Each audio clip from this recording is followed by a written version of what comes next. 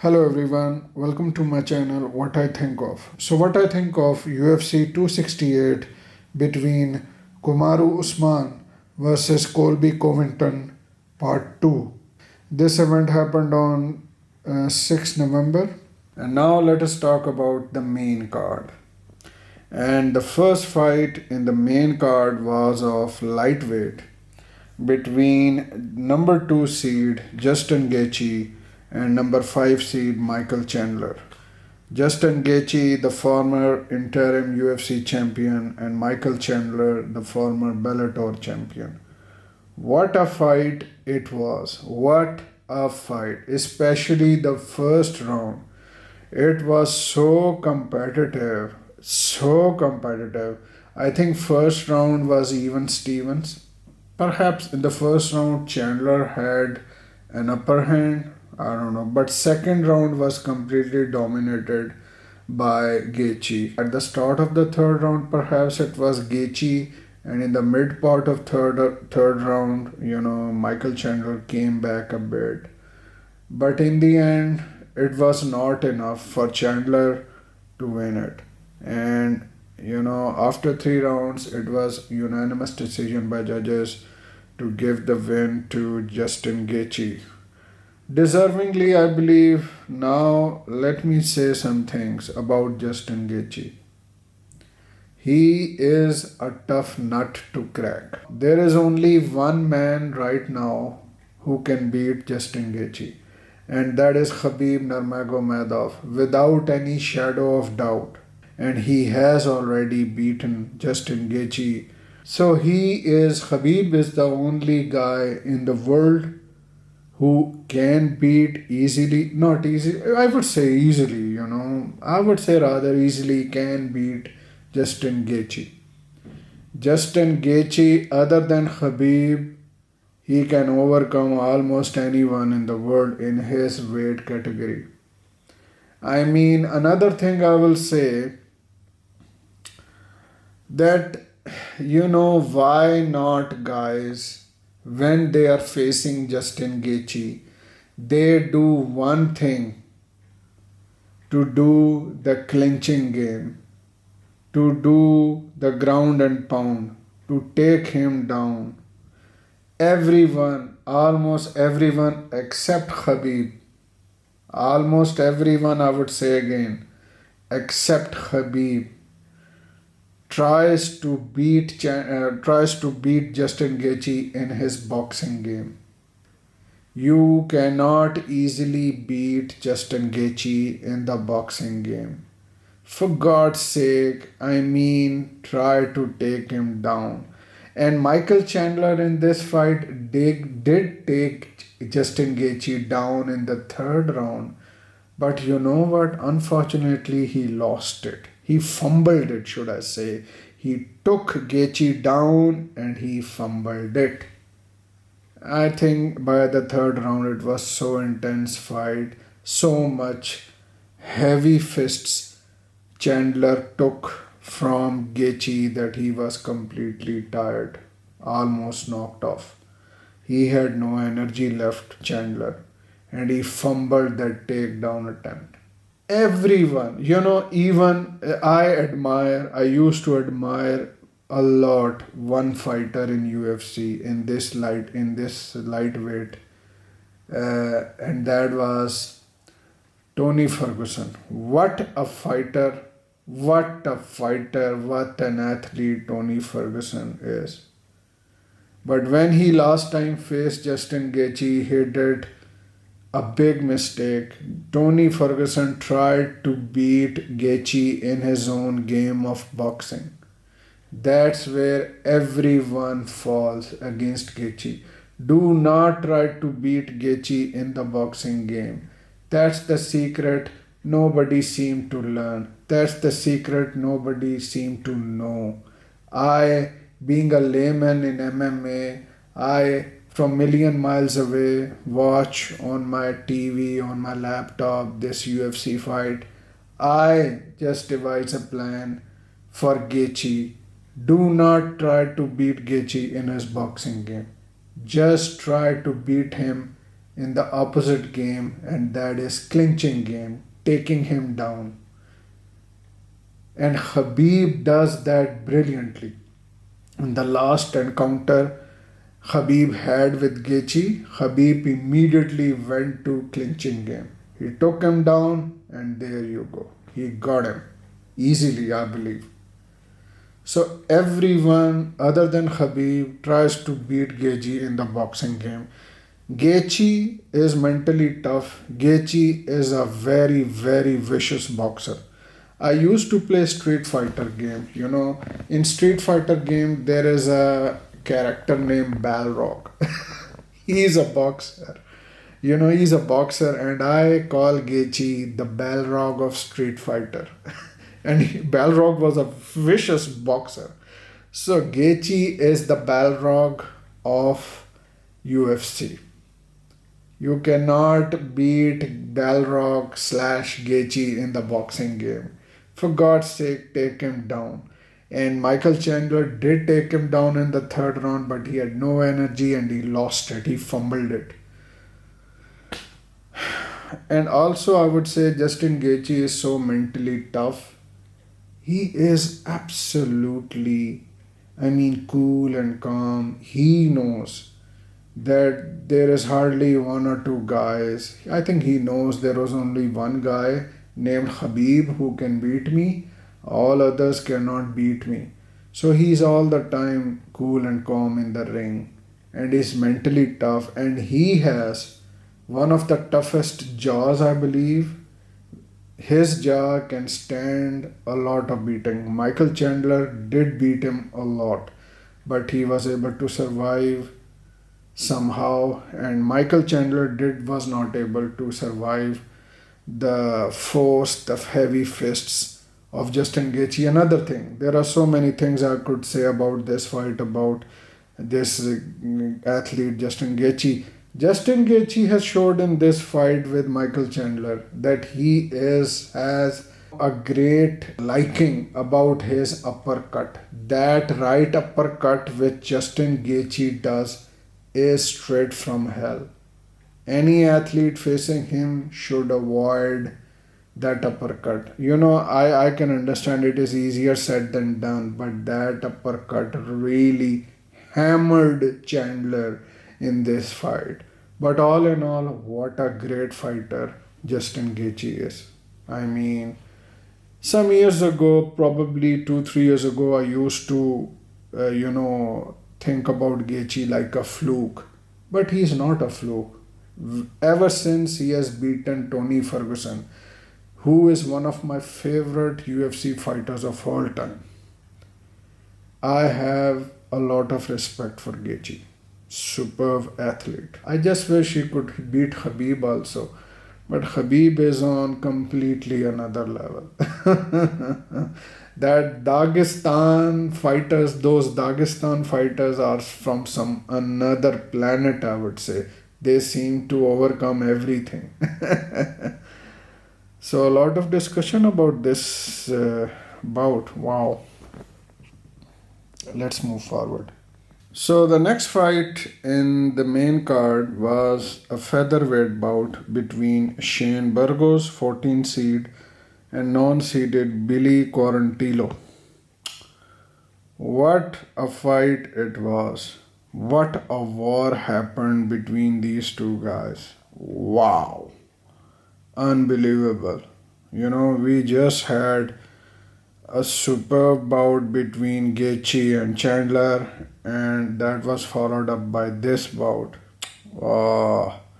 Both of these guys, Shane and Billy, threw kitchen sink at each other. But in the end, Shane Burgos prevailed. What Shane Burgos did, it was a very close contest. Judges in the end gave 29-28 unanimous to Shane Burgos, but it was so close. It was 29-28. So that goes to show you how close it was. But what Shane Burgos did that made the difference, first two rounds, Billy Quarantillo fought very well. First round was Billy's round. Second round was Shane's round. And third round was again Shane's round. What Shane Burgos did, he attacked his legs so much that by the time third round came, Billy Quarantillo was not even able to walk. So he was Billy at the start of third round. He was a one-legged man.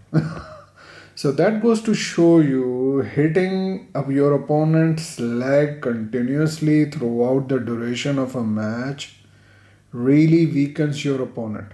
If you want to learn how to implement this strategy of hitting your opponent's leg, you gotta watch this match. By third round, Billy was one-legged man. Unbelievable. Even though Shane won, a pat on the back should be given to Billy Quarantillo. He fought superbly. Both of the guys wanted to win, and Shane Burgos in the end prevailed. He is a number 14 seed player. Of course, he wanted to stay. He of course did not want to lose his rank. So is what it is. But a very very good fight. Very good bout. So the next fight in the main card was a bantamweight bout between former lightweight champion and currently 8th seed Frankie Edgar and number 13 seed Marlon Chito Vera. If you look at the age of Frankie Edgar right now, he's 40 years old, and Marlon Vera's age is just 28 years. Such a difference. Even though Marlon Vera won in the third round with a vicious knockout kick right at the bottom of the chin of Frankie Edgar. Everyone should, praise the way Frankie Edgar fought this bout.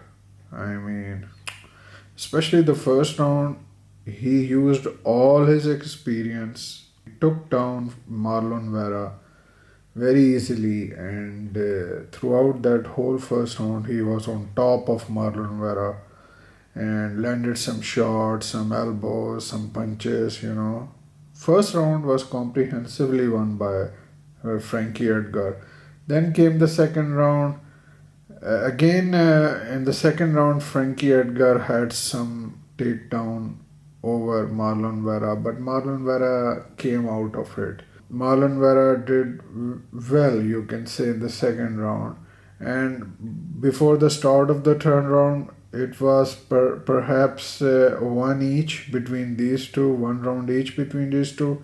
Perhaps the odds were in the favor of Frankie Edgar. But then came the third round. In the third round also, I would say, just before the knockout kick, Frankie Edgar did very well. Out of nowhere, what happened in the third round? Marlon Vera kicked Frankie Edgar right on the chin, I should say. A perfect knockout kick on the chin. And immediately Frankie Edgar knocked out. And referee stopped the fight, but Frankie Edgar did not like that stoppage. He was arguing that I was just merely down, but it seemed like a perfect kick on the chin, and Frankie Edgar immediately went down. So referee saw all that, and he thought in his mind that okay, he's down, so I need to stop the fight. It is what it is, but being 40 years of age, a pat on the back should be given to Frankie Edgar. Now it's time for the co-main event of the evening, like Bruce Buffer would say. That was a UFC strawweight championship match between the reigning champion Rose Namajunas and number 1 seed and former strawweight champion Zhang Weili. Oh, what a match. What a fight it was. It went to 5 rounds. Grueling 5 rounds, I would say. Before the start of 5th round, it was, I think, 2 rounds apiece for both Rose and Zhang. Just before the 5th round, I was thinking, this match Zhang Weili might win because she did absolutely amazing. See, Rose Namajunas is a champion. She is an exceptional fighter, no doubt about that. But I want to talk about Zhang Weili. I mean, her record shows that she is a perfect match, a perfect opponent for Rose Namajunas in this weight class. Absolutely brilliant. Absolutely amazing. She had a definite plan, fight plan, for this match. Zhang Weili continued attack on the leg of Rose Namajunas. By the fourth round or third round, Rose's leg was bruised up pretty badly. But Rose, quality of player she is, she prevailed. And before the start of fifth round, it was two rounds apiece for both of them.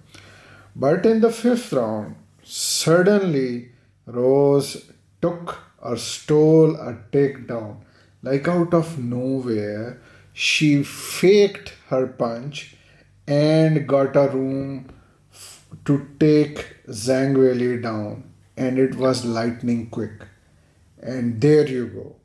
That sealed the win for Rose Namajunas. If Rose Namajunas was not able to take that takedown in the final round, things would have been far more different. So I think Rose Namajunas just won by a whisker, and that whisker was that takedown in the final round, and she continued her position over the top of Zhang Weili till the final second. It was extremely close fight. Probably this is one of the most toughest fights that Rose Namajunas had to go through in her whole career. Zhang Weili is a force, real force. She fought absolutely amazing, and in the end, it was a split decision. One judge gave in favor of Zhang Weili, other judge gave in favor the whole match in favor of Rose, and the third judge finally gave in favor of Rose. Rose Namajunas won by a whisker. Rose is an exceptional fighter, but I don't know, in this match she started a bit slow and Zhang Weili was fully prepared. You know what Zhang Weili did? She had in her bag the coach, the partner of Henry Cejudo. That guy, a friend slash coach of Henry Cejudo, that guy, I don't know his name, is a clever guy. If you have that guy on your shoulder, you will feel very well. It proved. It was proven in the end. Zhang Weili got some good tips from that guy. Henry Cejudo is on top of his game. So, and there's a reason behind that. That guy is behind Henry Cejudo, and he is now behind Zhang Weili. And Zhang Weili was absolutely brilliant, but couldn't do it in the end. Rose, that she was able to get that takedown, and that was it. A very good fight. For a second or two, I thought this match will go to Zhang Weili. She will again become champion. But no, Rose is a very good fighter. So let us now talk about the main event of the evening, which was a welterweight championship match between reigning champion Kamaru Usman and number one contender Colby Covington. It was a good fight. I will talk about Kamaru Usman later. Let me first talk about Colby Covington. In the second round, he was almost knocked out by Kamaru Usman. The punches landed by Kamaru Usman on Colby Covington were so powerful. 3, 4, or 5 punches landed absolutely cleanly, and he was down and out. Colby Covington was completely down and out, almost should I say down and out. But somehow he survived that round, and this match went to 5 rounds. That speaks volume for Colby Covington. How tough this guy is. After getting totally beaten up in the second round, Colby Covington managed to survive till the last moment of the fifth round.